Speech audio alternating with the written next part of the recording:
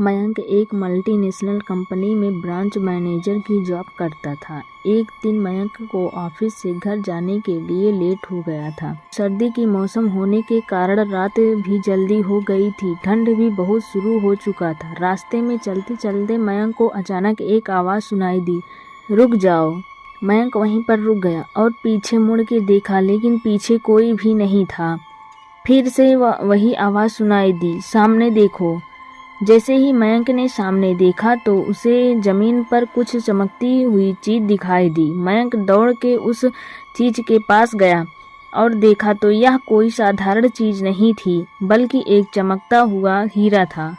उसने वह हीरा अपने हाथ में लिया। उसकी चमक देखकर मयंक की खुशी का ठिकाना ना रहा।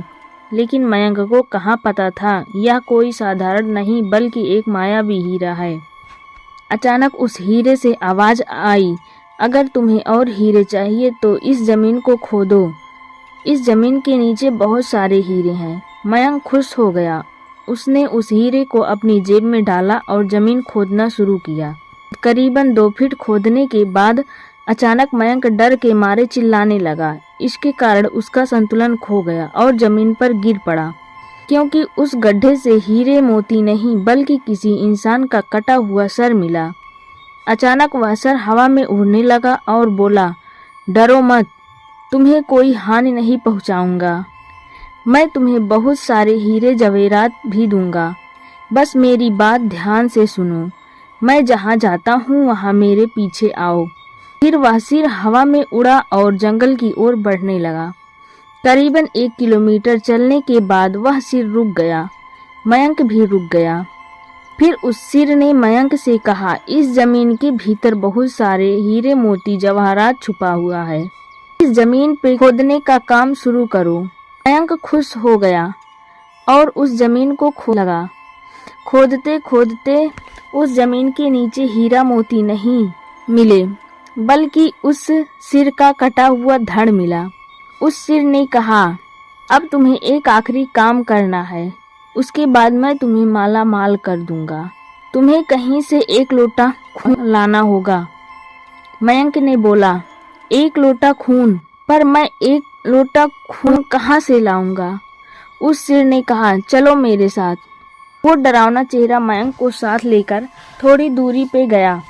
वहां उसे एक इंसान को जाते हुए देखा। वो सिर बोला, उस इंसान को मारकर उसका खून ले आओ। मयंक डर गया और बोला, नहीं नहीं, यह मुझसे नहीं होगा। मैं यह नहीं कर सकता। अगर तुमने यह काम नहीं किया तो मैं तुझे बहुत बड़ी मुसीबत में डाल दूंगा। फिर तुम्हारी पूरी जिंदगी नर्क बन जाएगी। मयंक ने हाथ जोड़कर उसे कहा, मुझे माफ कर दो। अगर मैंने उसे मारा तो मुझे पुलिस गिरफ्तार कर लेगी और मुझे जेल जाना पड़ेगा। उस सिर ने अपने तंत्र मंत्र की शक्ति से एक छुरी और लोटा प्रकट किया और गुस्से से बोला, अगर तुम यह काम नहीं करोगे तो मैं तुम्हारे पूरे परिवार को मौत के घाट उतार दूंगा। मयंक ने मजबूरी में आकर उस आदमी को मार डाला और उसका खून लेकर उस सिर के पास गया। वो सिर खून को देखकर बहुत खुश हुआ और बोला, यह खून मेरे शरीर पे डाल दो। उस सिर के कहने पर मयंक ने खून को शरीर पर डाल दिया। फिर कुछ ही देर में वो कटा हुआ सिर उस शरीर से जुड़ गया। यह सब देखकर मयंक की हालत अब खराब होने लगी। वो उस भूत को देखकर काफी डर गया। जैसे ही वो भूत जिंदा हुआ तो जोर जोर से हंसने लगा और डरावनी आवाज में बोला, तुमने बहुत बड़ी गलती कर दी कि तुम्हें मुझे फिर से जिंदा कर दिया। अब मैं सिर्फ तुम्हें ही नहीं बल्कि इस पूरे शहर को मौत के घाट उतार दूंगा। डर के मारे मयंक के मुंह से आवाज भी नहीं निकल रही थी।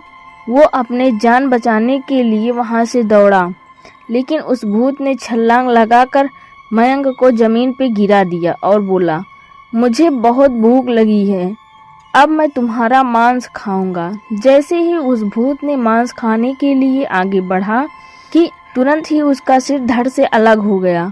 मयंक समझ नहीं पाया कि आखिर चमकदार कैसे हुआ। जब मयंक ने पीछे मुड़कर देखा तो एक अघोरी बाबा खड़े थे।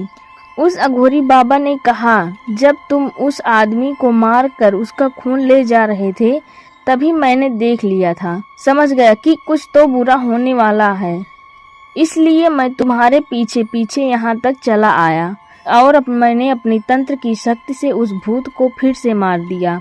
अब तुम निश्चित होकर अपने घर जाओ, अब तुम पर कोई खतरा नहीं है। आज भी मयंक उस बात को याद करता है तो उसकी रूह तक कांपने लगती है।